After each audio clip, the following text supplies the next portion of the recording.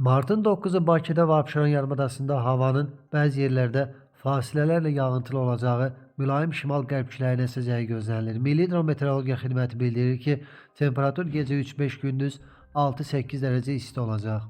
Sabah Naxçıvanda da gün ərzində bəzi yerlərdə yağış, dağlıq ərazilərdə isə sulu qar yağacaq, temperatur 1-5 dərəcə isti gözlənilir.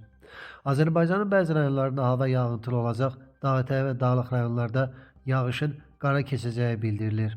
Ayrı-ayrı yerlərdə yağıntılar intensivləşəcək, axşam kəsiləcək, bəzi yerlərdə arabir duman olacaq, mülayim qərb küləyi əsəcək.